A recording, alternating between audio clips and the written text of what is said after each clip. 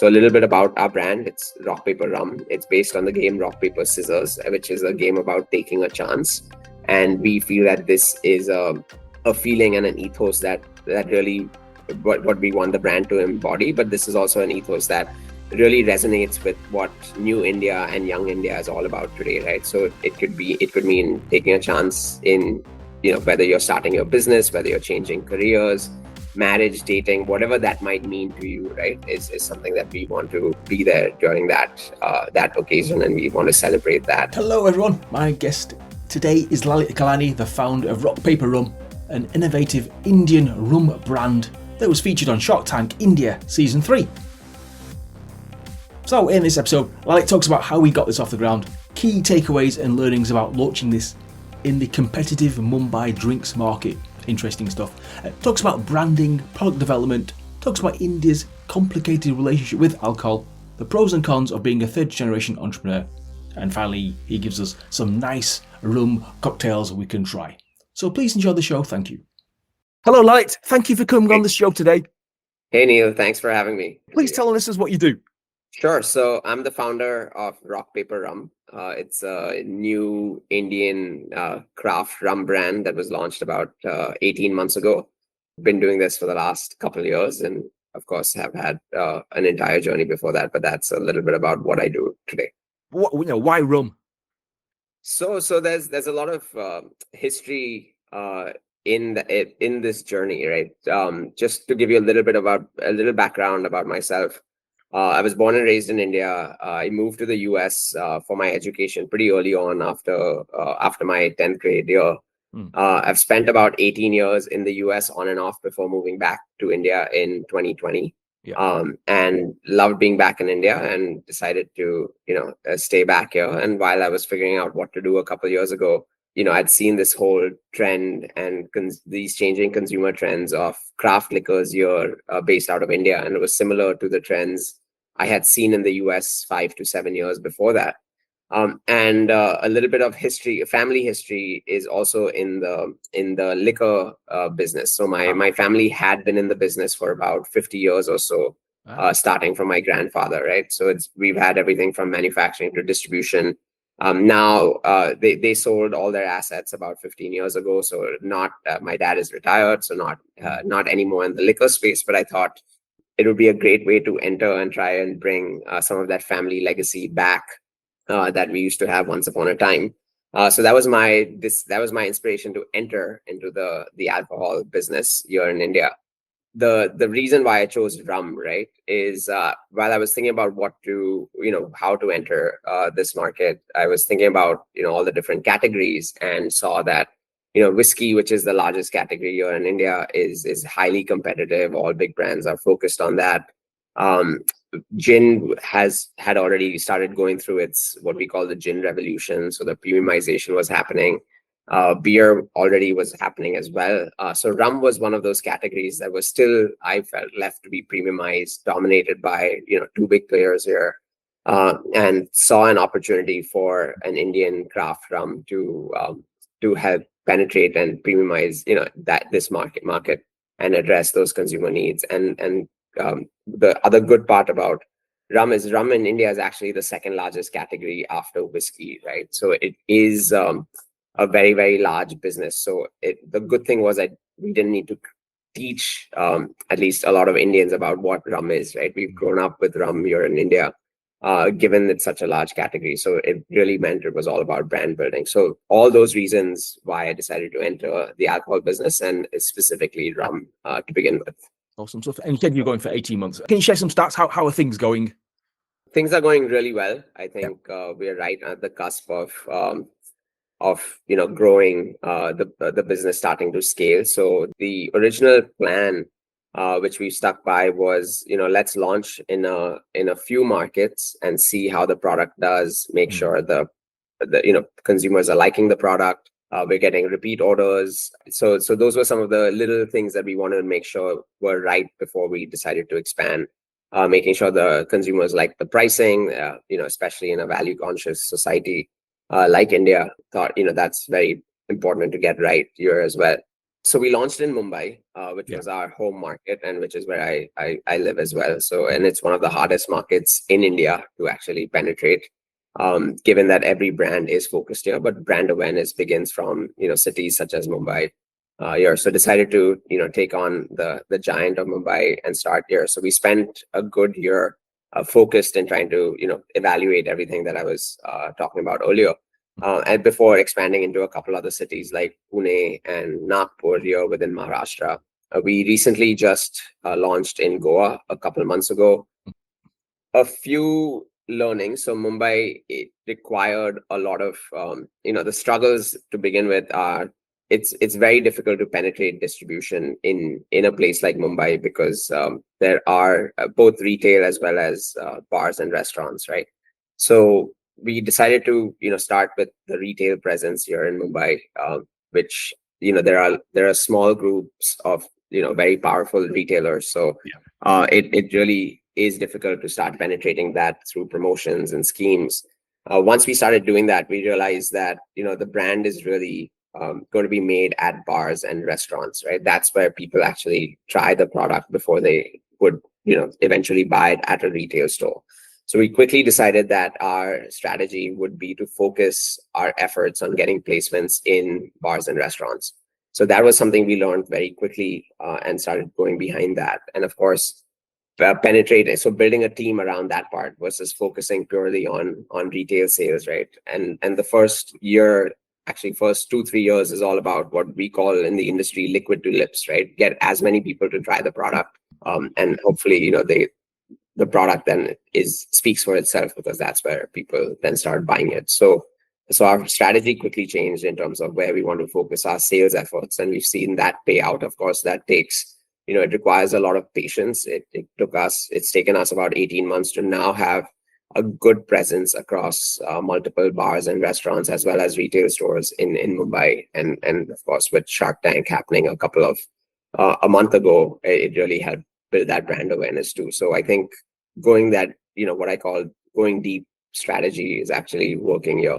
Other learnings, there's in the liquor business in India, there's very limited opportunities for marketing, right? There's lots of restrictions around what Yeah. one can and cannot do. Of course, there's no direct to consumer sales in the alcohol business here in India, at least not in most states. It's not there. So we have to go through distribution and retail and bars and restaurants. So that is a big struggle in itself, right? How do you reach the consumer through that? So there are limited marketing opportunities. Of course, there are a lot of events that happen, and then we learned that we can't be in all the events everywhere, right? We'd run out of money very quickly if we did that. So we have to be different than what all the big brands are doing. So one of the things we realized quickly was we even categorize the types of events, right? So we did a few big ones. We realized not worth it in terms of for a small brand, but there are a lot of consumer, smaller, little flea type events here in Mumbai and other cities as well. So we realized that that's our target, where we can actually get the story of the brand out to the consumer and actually talk to them, because that's the kind of target consumer coming. So we quickly, have focused, our marketing efforts on things that are working, but that's been through learnings and making mistakes, right? Learn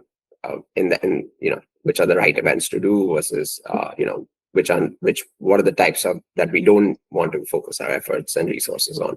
Mhm. So yeah, tons of learnings across the board there. Mhm. Would you change anything looking back then on that first initial? Yes and no. So some of the things I would change quickly is, which we did change, right, was doing a little bit more research as to where in Mumbai we want to focus on, right? So I Yeah. think even within, so of course we decided to be in one city for a long period of time, but I think we even within a city, right, we need to figure out who that target consumer is and why they want. So getting to those insights much faster, right? So we went out, we went wide even within the city, but what I would love to do is really focus a more concentrated effort in few areas within the city, right, to really dig deep and understand who is the consumer for our product, why are they buying it, what is making them, whether it's the packaging, whether it's the product, whether it's the branding, it's the story, whatever that might be, right? So that getting those insights fast is very, very critical, and that can come out with a more concentrated effort. So of course, while everyone is running behind sales and revenues and all of that, which happens by going wide, I think taking that time and having that patience initially is still crucial. And I would say we're still very patient, but at the same time, one can be more concentrated in their efforts. Talk about the actual product. How do you know, if you've got the right taste or not? Having a family background in the business helped me connect with some of the best master blenders in the country, right? So we worked to get our products right initially, or the blends right. We worked with a master blender who's been in the industry for 50 years already, so very, very senior, seasoned, the right person to come up with those blends, right? So that itself was a year-long process till we got all the blends right. So working with the right people there was crucial. Of course, once we got our initial samples and testings done, we did some consumer tests, right? And of course, we are still a very small startup. At that time, we were just starting off. So those consumer tests were very, very informal. It was basically bringing a bunch of friends to the house and having them taste it and rank them against some of the competitor brands, and just going through that process, right? There was no formal report. It's not like we went, we had to get taste done by 100, 200, 300 people. So it was very informal initially. So we went through that process to make sure we got those blends right. And of course, then it was putting it out in the market and seeing what happens, right? So that's where having that patience to see, like, are we getting repeat orders or not, right? What is the bartender, the mixology community saying about the product, right? Because they have to first initially accept it and like it for them to then start recommending it to other to consumers, essentially. So once we got that confidence, right, we decided to then start scaling. So even our first few batches, they were small batches that we made. We got them out in the market. We still made tweaks to the blend, based on the feedback we got after the first couple of batches, right? So it's about just having your finger on the pulse there to make sure you're making those changes as needed, if needed, right? And then that's how we went through the process initially for the first 6 months. Who are actually targeting then? People who have never drunk rum before, or people who already are used to drinking alcohol, or I don't know. So we are targeting young professionals, I think. So a little bit about where we are in the world of rum, right, in terms of pricing and value. So you have brands such as Old Monk in India, which are in the lower end segment, and rum is something that gets picked up very early on in the life of in the life of an alcohol consumer. So teaching someone about rum is actually not something we need to do, in terms of people are familiar with what rum is, right? Unlike building the gin category, it required a lot more education. Rum is something that people catch on to very early in India. Hence, it is the second largest category after whiskey. So that was one challenge we overcame from that end. So Lower Monk is in the lower end segment. Then you have imported rums that are much more costlier and pricier. And then you have in the middle what I call the mid-premium segment. You only have one brand, which is Bacardi, right? And we realized that is if premiumization is to happen in rum, it's people who are going to go from that lower end segment to the mid-premium segment, right? And you're going to, and there weren't many options in that mid-premium segment. So that's why we decided to enter in that specific segment. And that segment today is the young professionals who have just started to get some more disposable income, want to upgrade, want options within that category of price segments that are available. So we decided specifically to go after that. And yes, young professionals has been a great target market, for us, and that's where we focus, right? So we do a lot of corporate events. We do partnerships and samplings at co-working spaces, where we can get our foot in the door there. So that's where we've also focused our marketing efforts. Mm-hmm. Yeah, you mentioned branding before. If you can give our listeners some advice on branding, what to do, what not to do, as it were. Yeah. So I mean, in the alcohol business, it's all we have is our branding, right? That's our moat. That's what we're building. There are, the barriers to entry are not that high, right? Besides financially, anyone can pretty much figure out how to enter the alcohol space. So the real moat that one is building is the brand, right? At the end, that's all that matters. So that is something to really think through very early on and get right, right? So what does your brand stand for? What are you trying to embody there? And then, of course, that translates to the packaging and then the product and the marketing, right? So funny enough, even before we launched, right, we had initially gotten our branding and packaging done, and we were about to launch and saw that, but something still didn't feel right, right? So we went back to the drawing board and saw that, I think our branding and communication still needs to come out more, and we need to be much more crisper in it, right? So as one says, we only launch once, right? So you can only launch the first time only one time, right? And that has to be, you have to get that as right as possible, especially from a branding and communication side of things. So we went back to the drawing board. We decided to change our branding, our communication, and get our story right. And we also changed our packaging. So we actually delayed our launch by a good 7 to 9 months, even before we launched, right? And I'm so glad that we did that, because it really helped, what we wanted to get across through our packaging, and then of course through our branding, and get our story right. So a little bit about our brand. It's Rock Paper Rum. It's based on the game Rock Paper Scissors, which is a game about taking a chance. And we feel that this is a feeling and an ethos that really what we want the brand to embody. But this is also an ethos that really resonates with what new India and young India is all about today, right? So it could mean taking a chance in, whether you're starting your business, whether you're changing careers, marriage, dating, whatever that might mean to you, right? Is something that we want to be there during that occasion, and we want to celebrate that chance that you took. So that getting that entire story and communication right was extremely crucial. So spend some so any to anyone, right? Spend some time on that. Make sure you have as much of it correct. And if you need to delay a launch, you only get to launch it once, right? So take that time to get it right. Yeah, take the time to get it right. Obviously, you were on Shark Tank. Talk about that experience. You must have practiced the pitch quite a few times. Being on Shark Tank was almost like a dream come true, right? I've watched Shark Tank from in the US from when it first started, right, 10-15 years ago, and have loved the show since then. And so coming on Shark Tank India was in some ways a dream come true for me. Being on national TV, talking about your story, your brand story, your products. It of course it's a high pressure moment, but it it's a once in a lifetime opportunity for a company and a brand, right? So it'd be really grateful to have had that.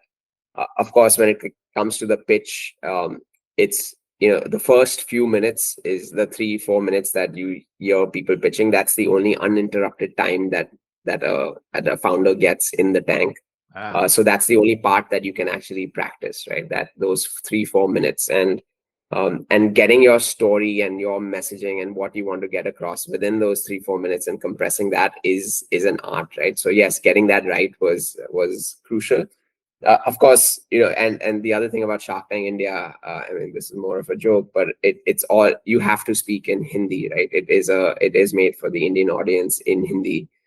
So getting, that I would say was a big challenge for me too, just given that I had lived in the US for that long. So I really did have to practice and, get my Hindi back to being crisp, and so I did have to practice that as well.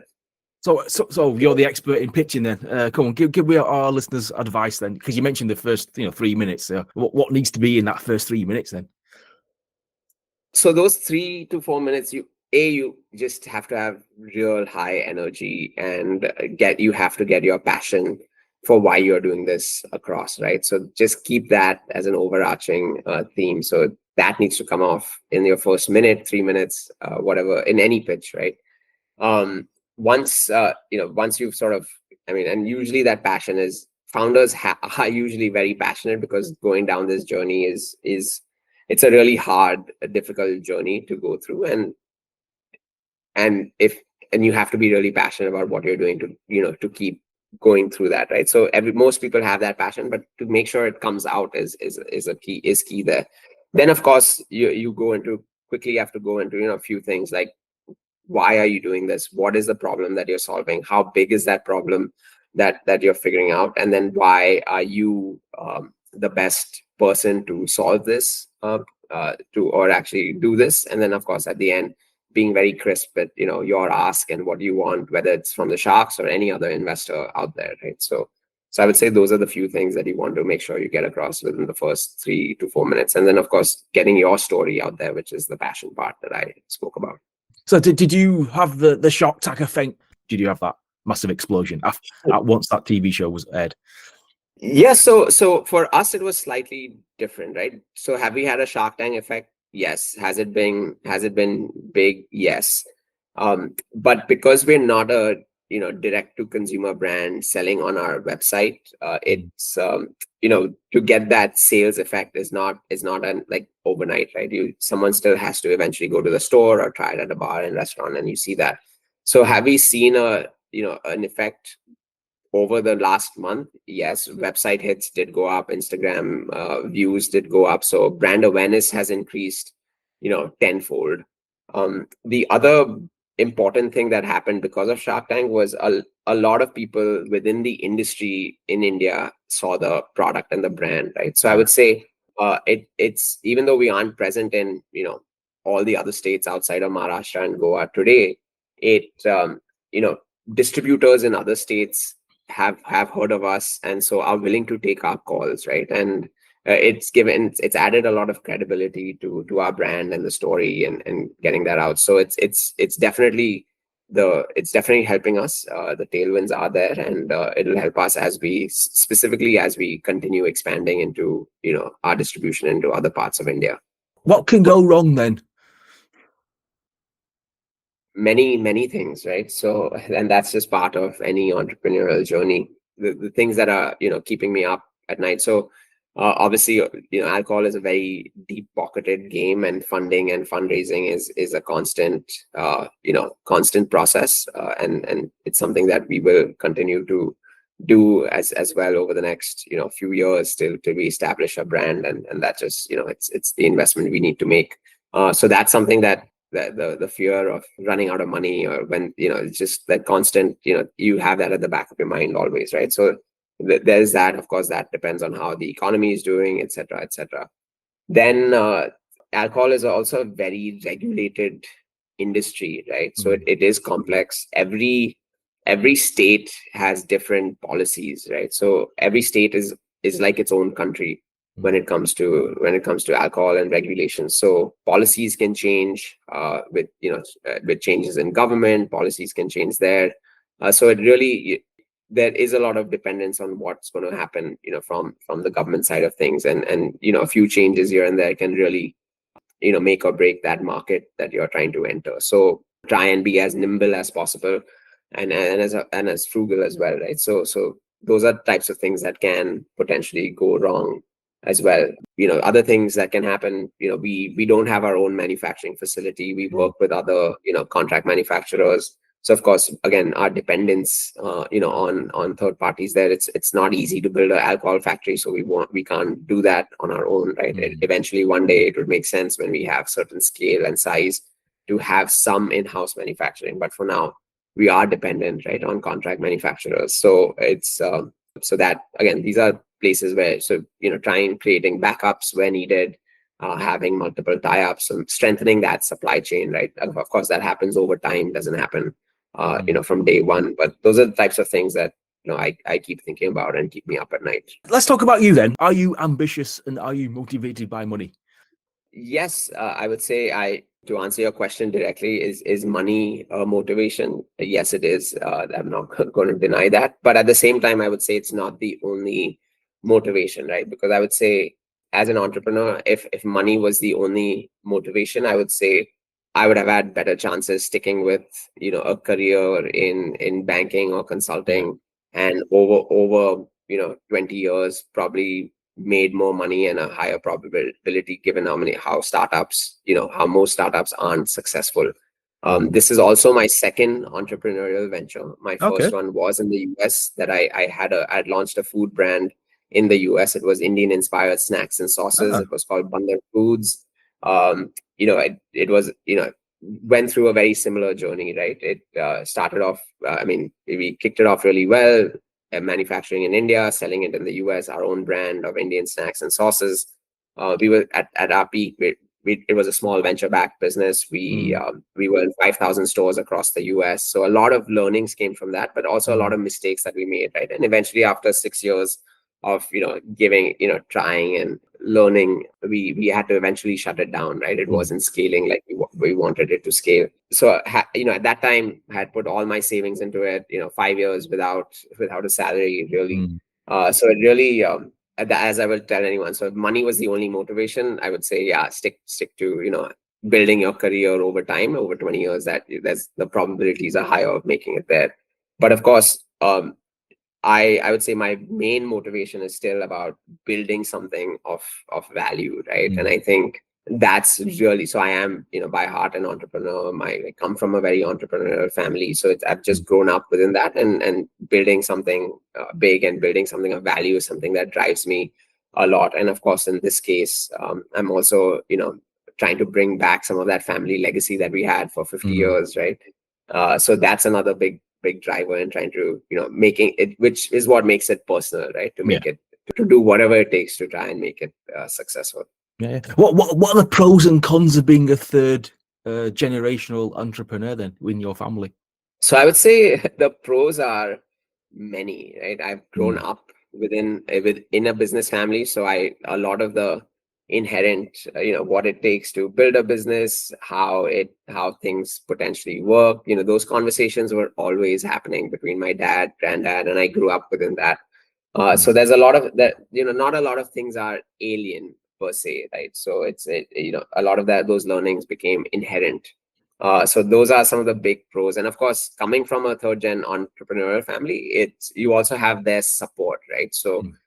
I know whenever I was working in a job, I could see that my dad always would have preferred me to be in a business, right? Whether it's his or Mm. any other business, right? So I think it was the opposite for me, where I had more support. Like, hey, you want to go do your launch a business or start something, go for it, right? We have your back. So Mm. having that support is huge.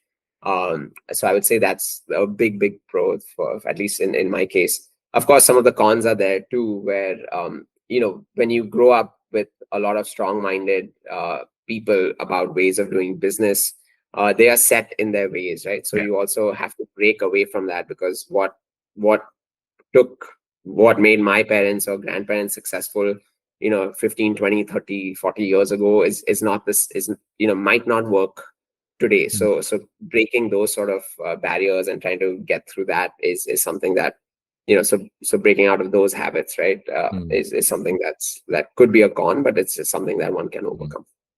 I know Indian families and parents have high standards, but they must be very proud of what you've done. Yeah, very. I mean, I think coming from the alcohol business, I think my dad knows how hard this business is, right? It's probably one of the most complex businesses in industries in India today. So initially, he wanted to make sure if I was sure of entering this business or not. So, but I think just the way the brand has been built and been accepted and appreciated, even in its small capacity today, right, is something that makes him and of course my parents proud, and of course them seeing me on national TV also Mm. is something that gave them a lot of pride too. So yes, they are very proud and Awesome. supportive. What are you most proud of then? So I would say the moments when you first see your product on a shelf, in a store or at a bar, where consumers are actually buying it, and it's that journey from 0 to 1 is really hard, but it's also really special, that one can get that, right? So it's I've been lucky enough to do it a couple of times now. Of course, hopefully, this time around the outcome will be different with this business, but at the same time, zero to one journey of actually building something that people are, and you see it on the shelves, right? And it becomes real from just a concept is something. Those are really, special moments, I would say, that makes you, feel happy and proud about what you're doing. And how big do you want to go with this? Do you see this brand, being sold worldwide, perhaps, or is it being sold worldwide? I don't know. Yeah, so yes, there's no reason why a rum brand Mm. from India cannot be a global brand, and in fact, we've started to see that in other categories such as single malts, where Indian brands are starting to take the lead across the globe.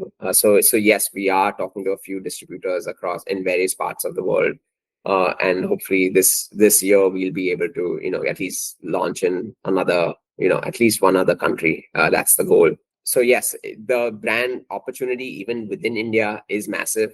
Mm. So the good thing is it is a large category, and we are going up against two or three really incumbent big brands, and Mm. the opportunity is also big, right? So I think even within India, we can build a new cult Indian rum brand, right? Mm. And the opportunity is there today because the amount of new consumers of alcohol, over the next 5 years is targeting that audience today will they'll be the audience for the next, if they get, accept the product, it's going to be with them for the next, rest of their lives as well. So that chance to build the next Indian cult rum brand is there today. And what's your leadership style like? Compare your first startup to your, what you do now. How's your leadership style changed, or has it changed? Yeah, so I would say, learnings from my first startup was in the US. Our team wasn't that big. We were only a team of four people.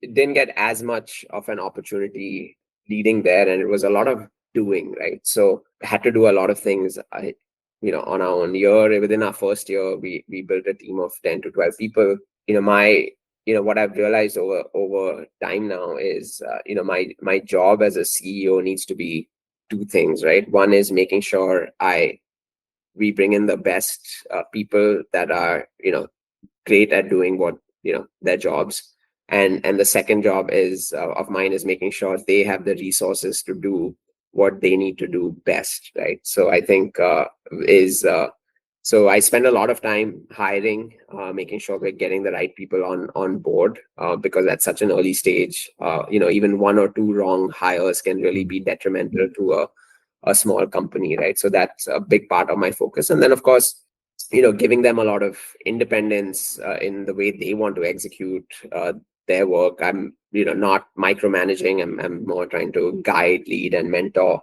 there. And of course, we will always make some mistakes, but just giving them that support that I have their back as well.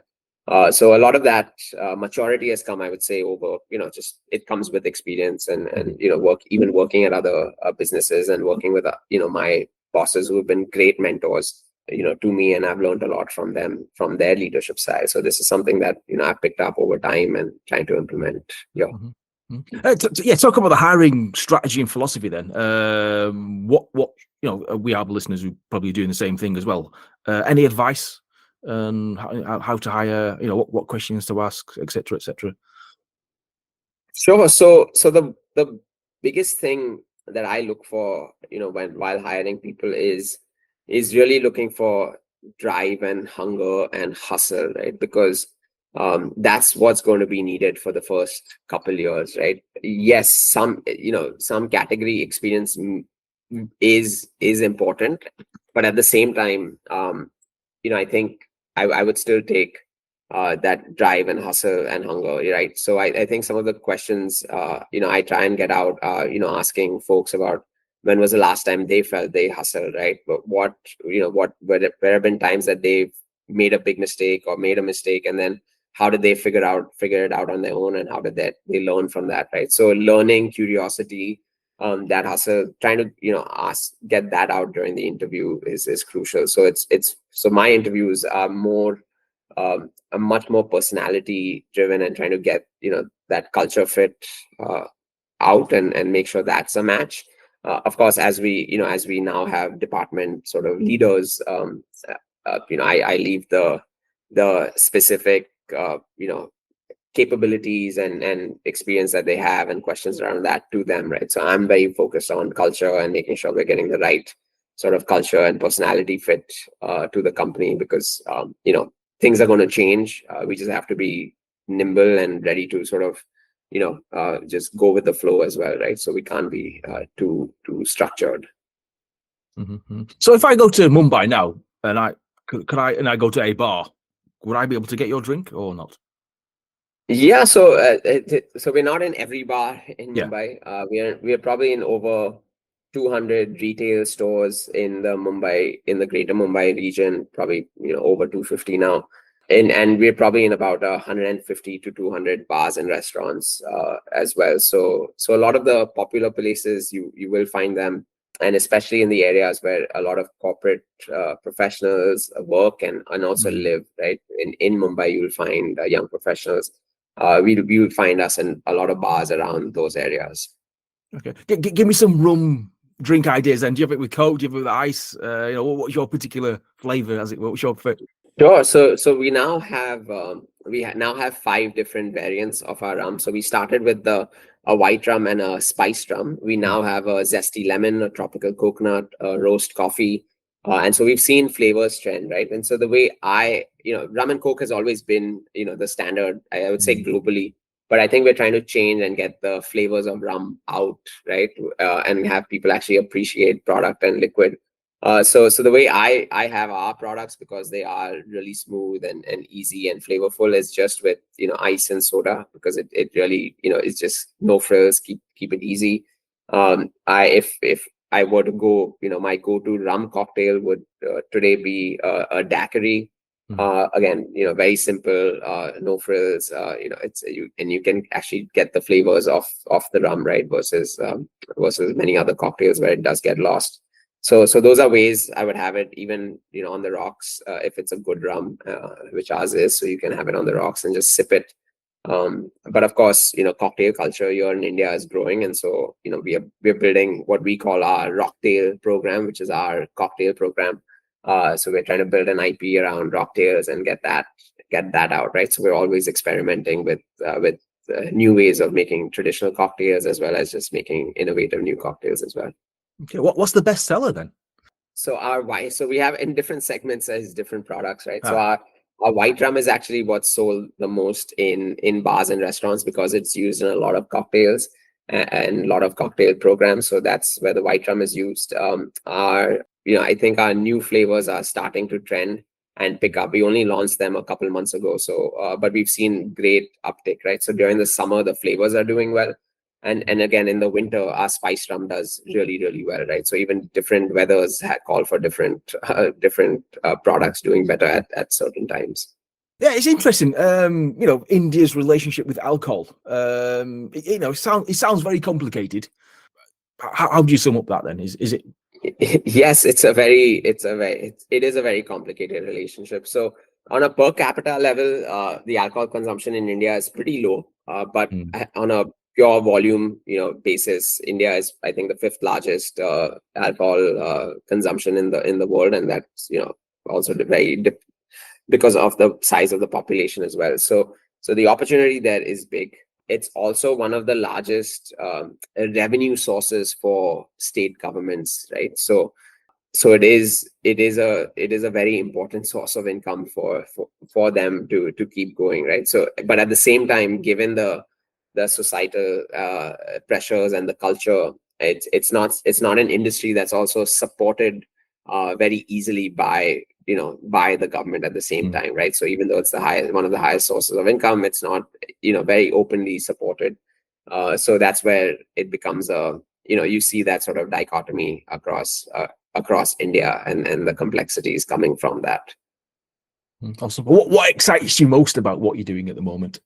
I think at the end of the day, the alcobev business is a fun business. We get to go meet a lot of people, participate in a lot of events. I love talking about Rock Paper Rum and my story and getting it out, and the ethos behind the brand, etc. So talking to consumers, talking to other folks within the industry, investors, whatever you call it, that's fun, right, for me, and I enjoy that part.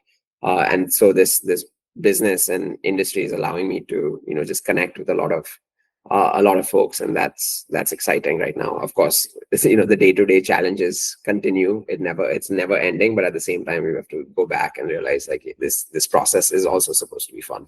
What advice would you give to our first-time founders then? Couple of things. So one is just being patient. I think it's very important. I mean, you have to have that hustle and drive, and we all want to move very, very quickly. But at the same time, every now and then, just going back to the drawing board, taking a look at what's happening. It's really important, and that requires also a lot of patience to just go back. Sometimes just take a look.